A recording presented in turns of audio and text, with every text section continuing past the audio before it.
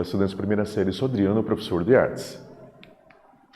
Pessoal, nessa aula a gente vai falar de um assunto bem interessante que é indústria cultural e comunicação de massa.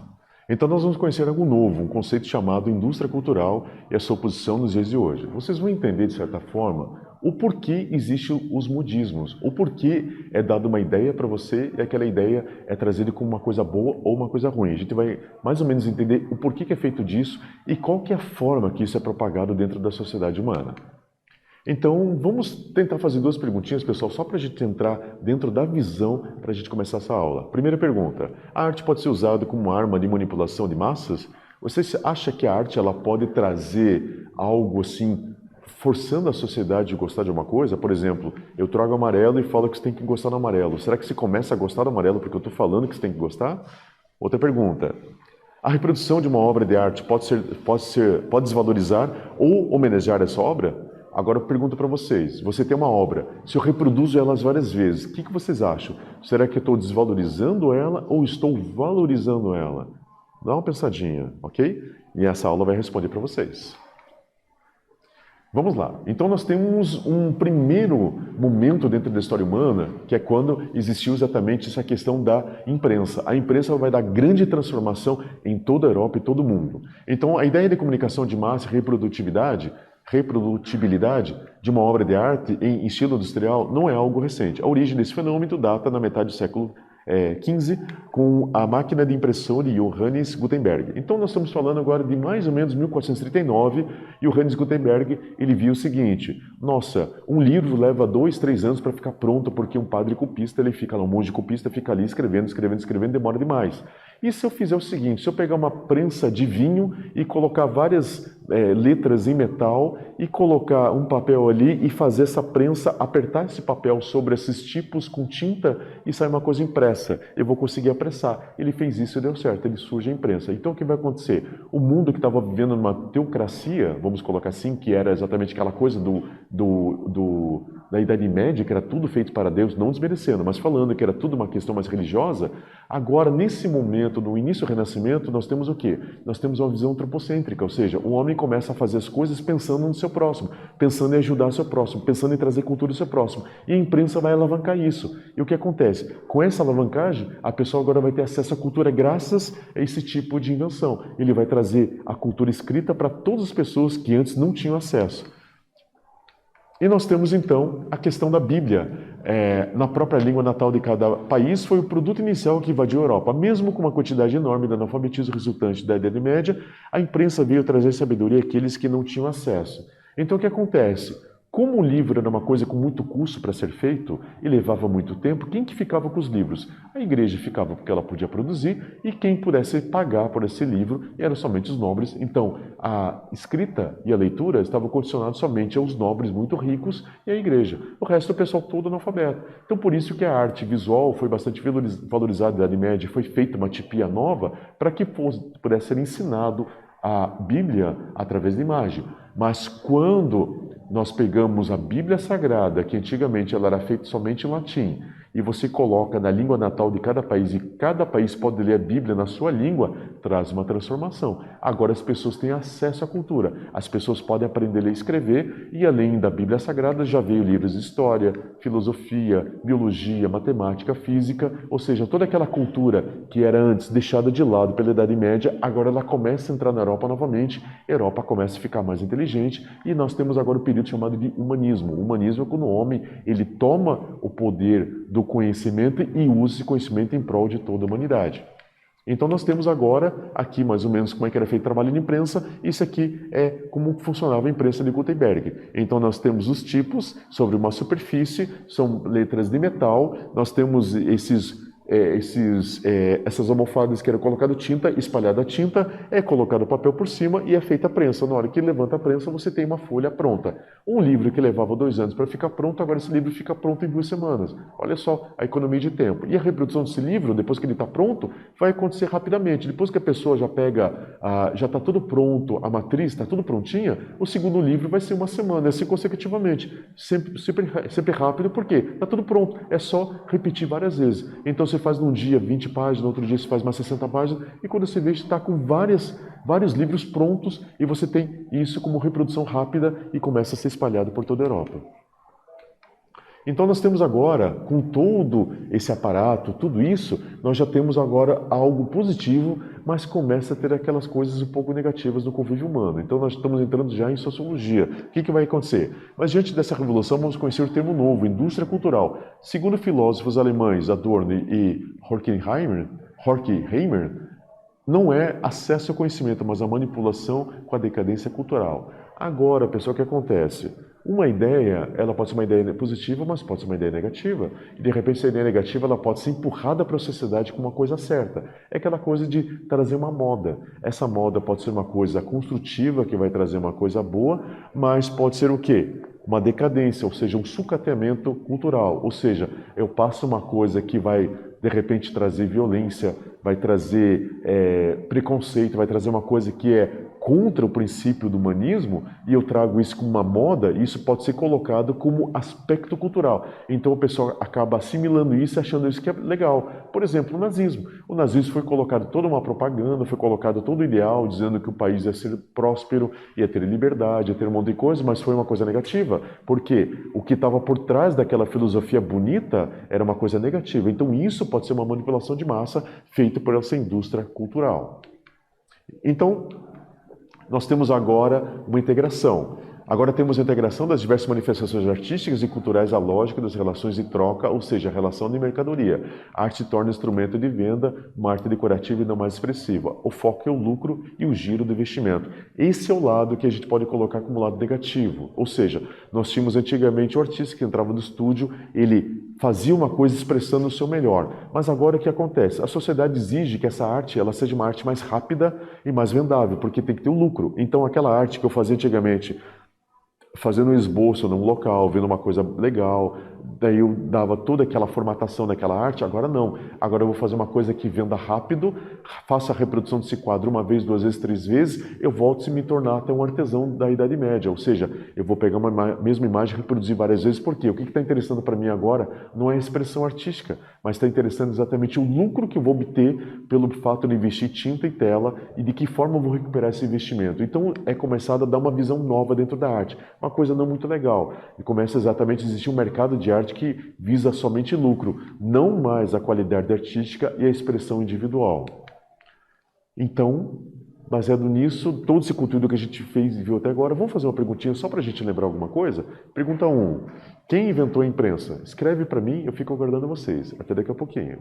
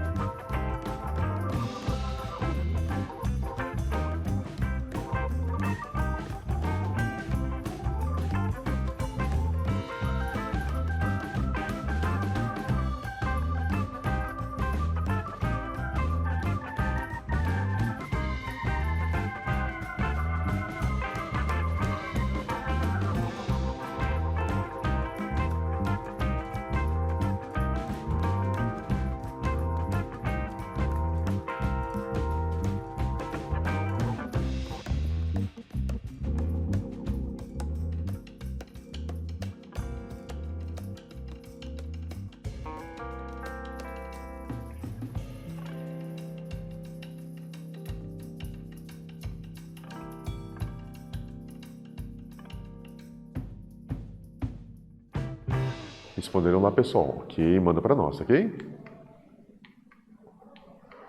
Vamos lá. Mas tudo tem um lado positivo também. Então a gente vê o lado negativo e o lado positivo. Por exemplo, a Lisa Girardini, que é a moça que está aqui, que é mais conhecida como La Gioconda ou Mona Lisa, ela nunca imaginou que quando ela contratou, que o esposo dela contratou Leonardo da Vinci, que ele era um mercador e contratou Leonardo da Vinci para fazer esse retrato, ela nunca imaginou que o Leonardo da Vinci não ia entregar. Esse retrato até hoje não foi entregue. Leonardo faleceu e o quadro estava no quarto dele, e tanto é que ele disse até o final da vida que o quadro não estava pronto ainda. Para ele está inacabado, na concepção dele, ele queria fazer mais coisa ainda, por isso que ele não entregou. Mas tudo tem seu lado positivo, pegando o gancho nisso. Algo raro e único é valorizado por causa do seu processo, expressão e história. Como o quadro Mona Lisa de Leonardo da Vinci, pouquíssimas pessoas poderiam vê-la, mas com a tecnologia da indústria cultural, ela pode ser reproduzida e mostrada às massas. Esse é o lado positivo, pessoal. Então, nós temos esse quadro que acabou ficando com Leonardo da Vinci, e quando ele faleceu, esse quadro foi pego pelos amigos dele, porque ele não tinha família, e foi levado como tesouro nacional da França. Tanto é que Leonardo ele faleceu na França, o túmulo dele se perdeu por causa das guerras pela religião, e ninguém sabe onde ele está enterrado até hoje, só que o material dele, que inclusive os seus desenhos científicos, tudo isso que ele nunca tinha publicado, tudo isso foi guardado, e a Mona Lisa está no Museu do Louvre, na França, até hoje. Então, quem que teria dinheiro para ir até a França ver esse quadro? Só uma pessoa que teria uma posição financeira um pouco melhor. Então, poderíamos que nós, pessoas comuns, não pudéssemos ir lá ver esse quadro. Mas com a indústria cultural, a gente pode o quê? Ver uma reprodução desse quadro que chega até nós, ou através da internet, ou através de qualquer outro tipo de reprodução. Então, o lado positivo é esse. Nós não estamos vendo a original, mas nós estamos vendo uma representação muito próxima ao original, e a gente tem pelo menos como apreciar essa obra monumental que só existe uma no mundo, mas agora ela pode ser reproduzida e mostrada para nós. Então esse é o lado positivo. Mas nós temos, por exemplo, o cinema. O cinema já tem uma nova tipagem. O cinema já é uma coisa feita num período já da era moderna para a contemporânea, mas ela já tem essa cara de coletividade. Então ele já foi feito exatamente para ser propagado. Tanto é que Walter Benjamin, que é um filósofo alemão, ele fala o seguinte: o que ele define cinema é o seguinte: o filme é uma criação coletiva para apreciação coletiva. Existe expressão artística? Existe, com certeza. Sempre a pessoa que escreveu, o roteirista escreveu que ele queria trazer uma mensagem para a pessoa que está aplicando.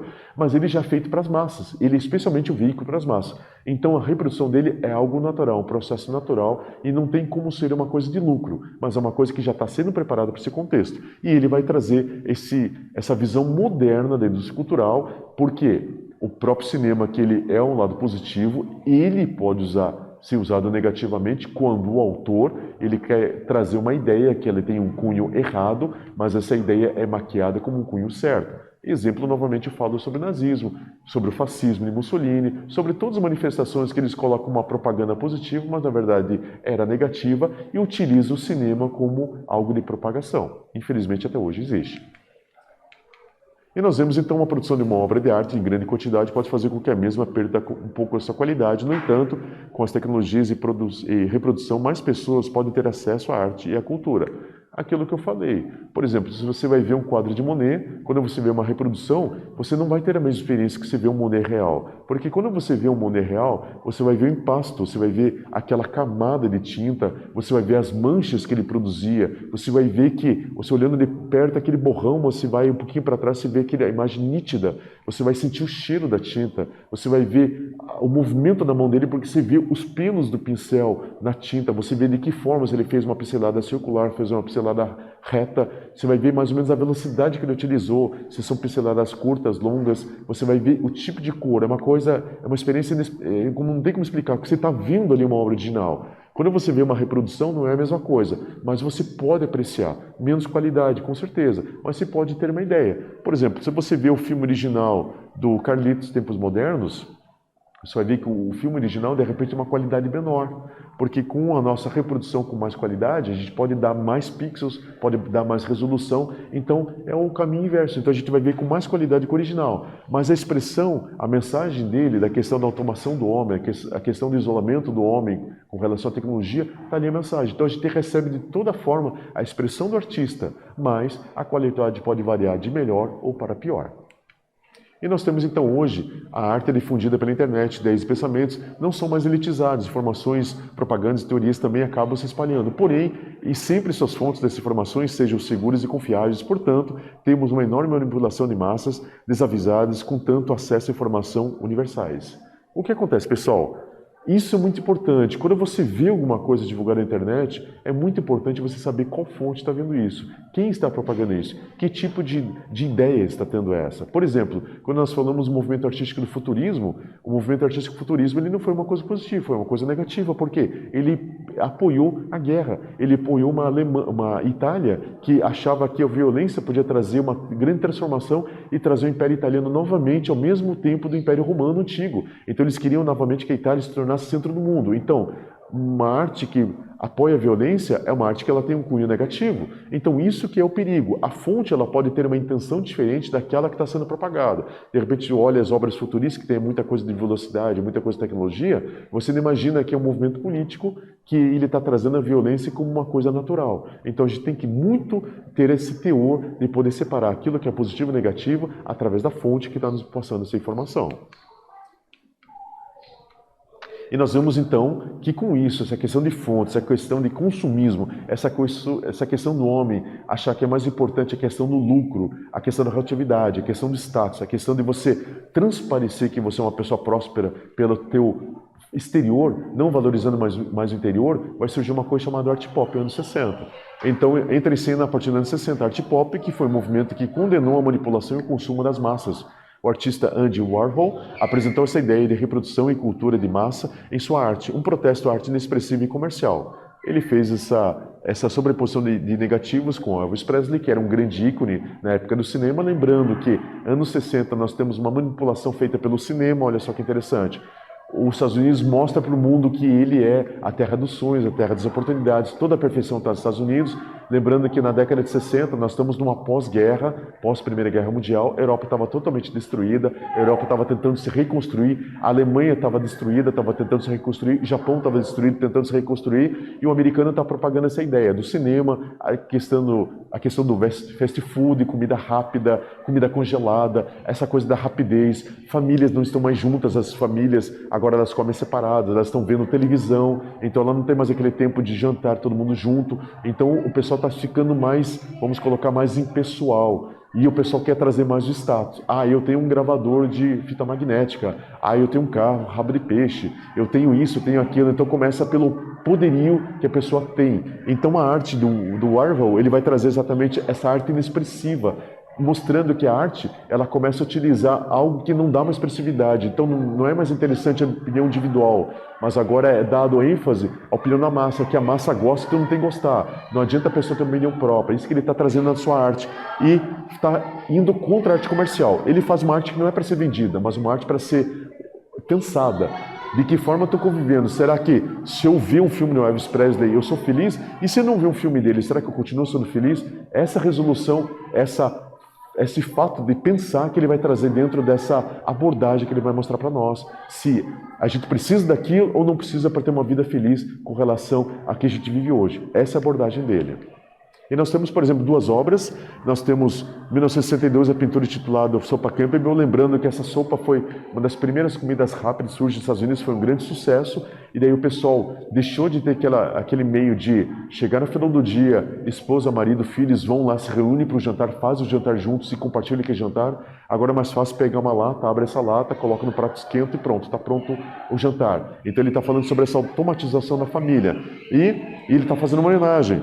Marilyn Monroe, ela morre em 62 ele faz homenagem colocando ela nessa serigrafia. E ele também utiliza os meios de tecnologia moderna. Serigrafia é uma reprodução rápida. Ele começa a trazer esses meios rápidos dentro da arte, mostrando que a reprodução, nem sempre a reprodução ela pode estar alocada a lucro. Então ele vai fazer uma homenagem a ela, mostrando ela como um ícone. Lembrando que nessa época, todas as meninas elas queriam ser loiras e queriam ter pintinho do lado da boca, exatamente para simbolizar ela. Então ele está mostrando isso, fazendo uma homenagem, mas de certa forma está mostrando assim, será que para mim ser feliz tem que ser igual a ela ou posso ser eu mesmo? Então de certa forma ele dá essa abordagem dentro da sua obra. E vamos lá, pessoal. Dentro de tudo isso que a gente falou, segunda perguntinha. Como o filósofo alemão Walter Benjamin define o cinema? O que o Benjamin fala do cinema? O que é o cinema? Escreva para mim e fico aguardando vocês. Até daqui a pouquinho.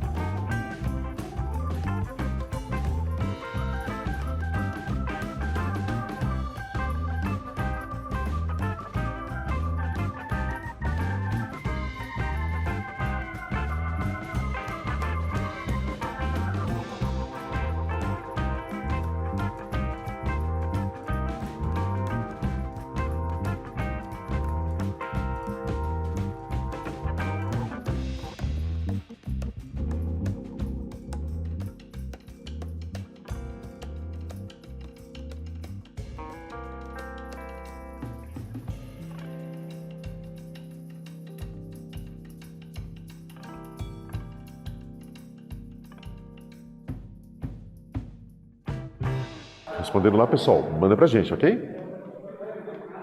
Vamos lá. O que nós vimos hoje? Nós vimos que a imprensa deu acesso à cultura para o mundo, mas trouxe indústria cultural. Um conceito delicado que pode ser usado tanto da forma positiva como negativa. Agora, o que acontece? De repente, um filme, ele pode trazer para você uma coisa positiva de verdade, mas pode trazer uma coisa maquiada, ou seja, tem uma coisa por trás que está dando uma ideologia, que é uma ideologia negativa, você não está percebendo, e você vai perceber, de repente, com a sociedade se construindo em cima daquela ideologia, o resultado vai acontecer.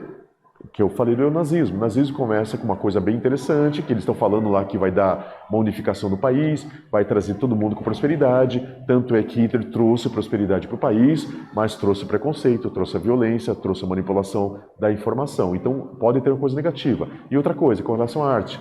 De repente, eu gosto de ver o Monet porque eu gosto da arte dele, o que essa arte está representando, ou eu gosto do Monet porque me dá um status, que diz que eu sou uma pessoa inteligente porque eu gosto de uma arte lá do período impressionista. E ele vai contextualizar isso também. Essa coisa da cultura, dessa cultura em massa, vai trazer isso. Será que eu vou gostar porque todo mundo gosta? Ou será que não é melhor eu gostar por causa da minha opinião pessoal? Então isso tem que ser visto como uma resolução de todo mundo. Ou seja, eu tenho que consumir arte pelo que eu acho que é interessante, não pelo que a massa acha. Mas eu tenho que ter o contexto de ver uma expressão artística de alguém, eu conviver com essa expressão artística, ver se é ideal para mim, se a vida do artista corresponde àquilo e se isso me toca como eu, como pessoa. Essa é interessante da arte, não como uma coisa para mim gostar porque todo mundo gosta. E isso é a resolução que nós temos desse tipo de convívio da indústria cultural. Certo, pessoal? Espero que essa aula tenha sido proveitosa, tenhamos aprendido bastante hoje e nos encontramos na próxima oportunidade. Até lá!